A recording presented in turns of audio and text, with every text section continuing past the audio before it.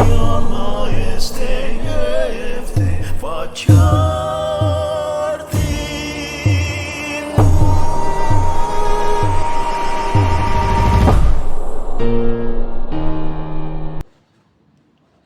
Oke, baik. Pada kesempatan ini saya bersama saudara saya Riko. dan saya sendiri Gerardus. Di sini kami akan membawakan dialog terkait diskriminasi rasial terhadap orang Papua dalam konteks pendidikan, pekerjaan, dan pemerintahan dalam pendekatan etika. Pada saudara Hendrik, saya akan memberikan sedikit pertanyaan mengenai bagaimana diskriminasi terhadap orang Papua dalam pendekatan etika di bidang pendidikan.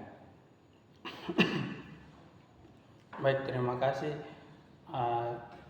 Dari pandangan saya untuk diskriminasi yang terjadi di Papua pada orang Papua sendiri, itu kita tahu bersama bahwa pendidikan itu tuh hak semua orang, dan dari pendidikan itu kita semua orang mendapat makna hidup dan hak untuk berpendidikan, yaitu dimana kita berpendidikan, mendapat pendidikan yang layak, lalu mendapat hak kita untuk menjalani hidup yang selayaknya sebagai manusia. Namun diskriminasi yang terjadi selama ini adalah bagaimana orang Papua itu mendapatkan pendidikan yang ya dalam tanda kutip tidak layak. Seharusnya orang Papua mendapatkan pendidikan yang layak dalam artian fasilitas untuk belajar itu pun kadang tidak memadai, terlebih khusus itu pada orang-orang yang di kampung-kampung dan gunung itu tuh mereka akses pendidikannya itu sangat minim, dan untuk itu harus diperhatikan baik dari pemerintah sendiri maupun oleh bidang pendidikan sendiri agar orang-orang Papua itu tuh secara memadai mendapatkan pendidikan yang layak, sehingga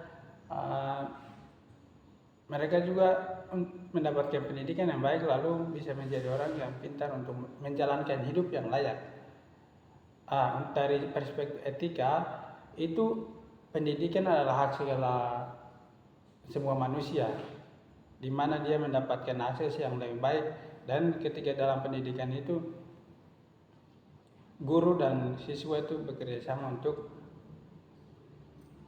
bagaimana mendapatkan siswa itu mendapatkan pendidikan yang layak, terlebih khusus dalam etika itu sendiri, karena etika itu menjunjung tinggi di mana orang harus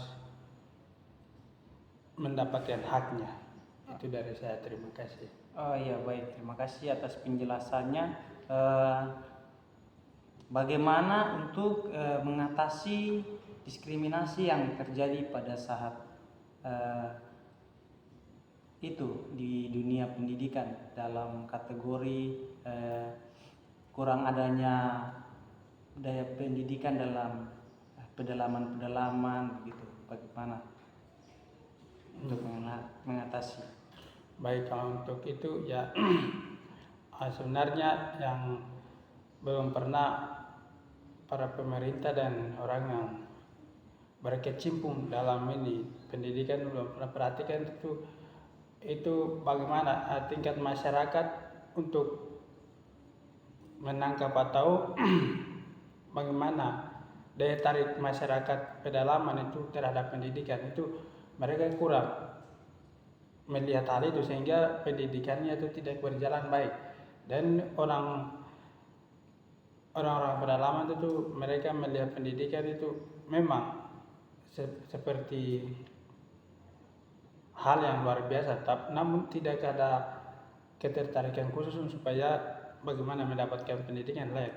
Jadi saran saya untuk supaya tidak jadi diskriminasi terhadap hal itu dalam pendidikan, dunia pendidikan itu, maka harus orang yang berkecimpung dalam dunia pendidikan itu melihat di mana tahap masyarakat kampung atau orang terlebih khusus orang-orang Papua itu sekarang di dunia pendidikan tuh mereka ada di tahap mana? Di tahap mereka membaca atau menulis atau berpikir, supaya pendidikan itu tuh ditekankan pada tahap mana orang Papua itu begitu, sehingga betul-betul pendidikan yang diberikan juga tepat pada sasarannya dan bisa orang Papua juga mengalami atau mendapat pendidikan yang layak dan lebih baik lagi. Oke, baik Saudara Hendrik atas penjelasan dan sedikit saran. Yang kedua yaitu di bidang pekerjaan. Bagaimana pandangan Saudara Gary terhadap diskriminasi yang terjadi di Papua pada orang Papua sendiri dari bidang pendidikan, dari bidang pekerjaan, Bagaimana Saudara melihatnya? Ya, baik. Dalam pandangan saya melihat dalam konteks pekerjaan yang mana kita tahu bahwa orang bekerja maka mereka akan mendapat makan dan minum. Itu salah satu bagian untuk melangsungkan kehidupan mereka.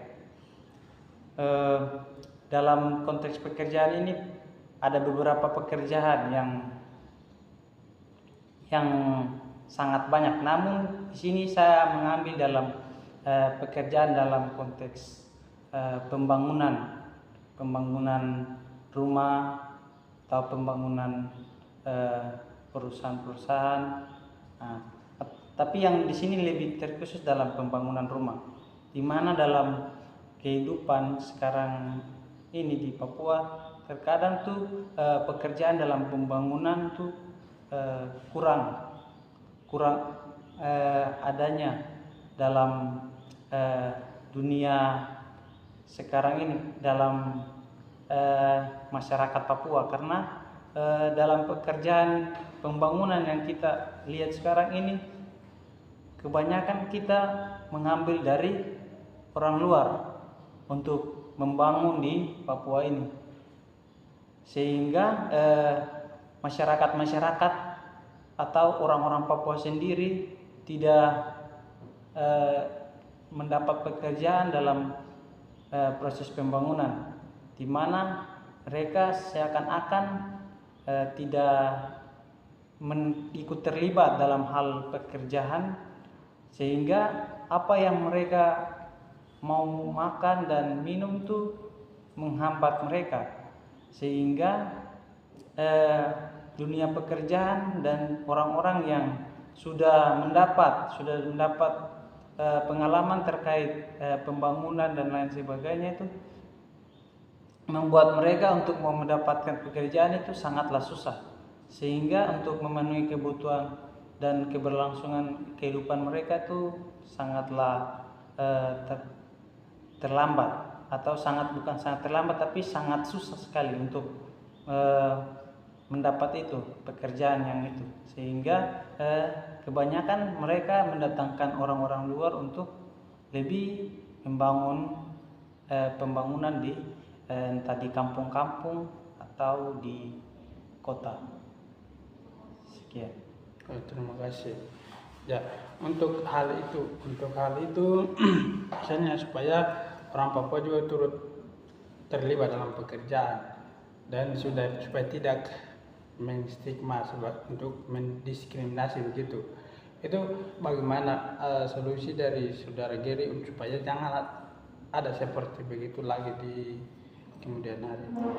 Baik, dari saya bagaimana untuk mengatasi itu, ya kita tahu sendiri bahwa pengalaman-pengalaman terkait pembangunan tuh yang lebih memahami tuh orang yang dari luar, tapi setidaknya ada kolaborasi di dalamnya, sehingga tidak ada antara diskriminasi antara satu dan yang lain, melainkan sebuah pembangunan, sebuah dialog antara satu yang lain dalam menciptakan kedamaian, sehingga perlu adanya norma-norma dalam kehidupan moral untuk mengatur tindakan antara individu dalam pekerjaan yang profesional, sehingga tidak memunculkan adanya diskriminasi antara satu dengan yang lain, sehingga dengan tindakan itu membawakan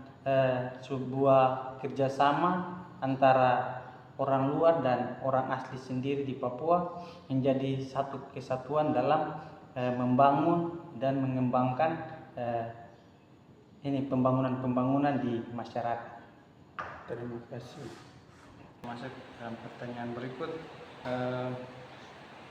bagaimana saudara dengan pendekatan etika terhadap diskriminasi rasial terjadi pada orang Papua di bidang pemerintahan? Baik, terima kasih. Diskriminasi, saya tidak akan menjelaskan panjang lebar karena selalu orang bicara tentang barang-barang itu terus.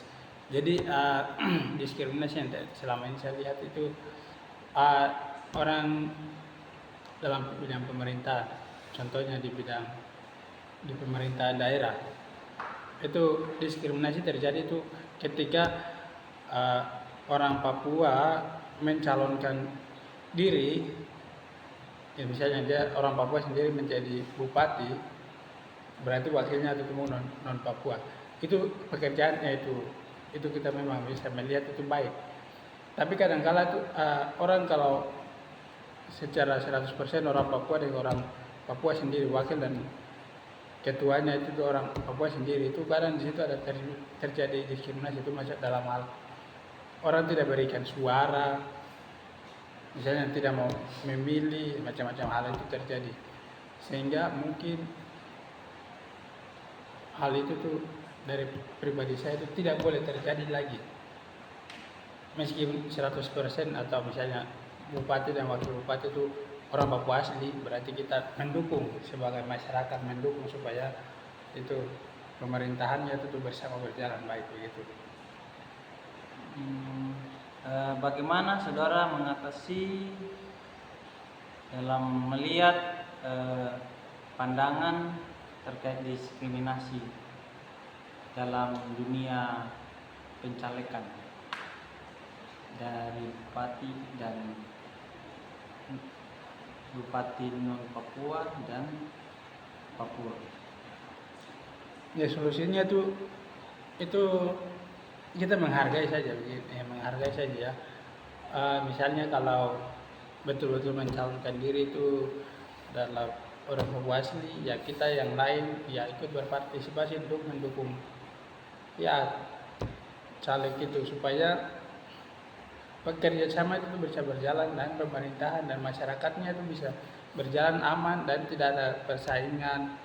Dalam persaingan itu bisa akan terjadi diskriminasi, sehingga bagaimana kita mendukung satu sama lain supaya jangan terjadi diskriminasi. Itu saja, pengertian dan kerjasama untuk membangun daerah kabupaten atau secara luas, berarti ya daerah Indonesia ini seperti itu.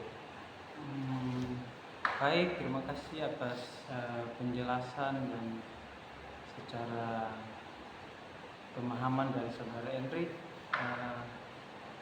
Baik, itu saja dialog kami terkait rasial,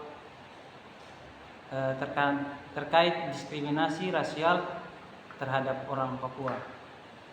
Kesempatan ini saya berikan kepada saudara Henry untuk menutupi acara dialog kita. Baik, terima kasih. Ini adalah video di mana kami memenuhi tugas etika untuk menjelaskan bagian diskriminasi yang terjadi di Papua dari 3 bidang, yaitu pendidikan, pekerjaan, dan pemerintahan. Kami menjelaskan beberapa bidang ini itu secara subjektif, jadi mungkin bisa bermanfaat bagi penonton. Terima kasih. Terima kasih. Joy, your majesty,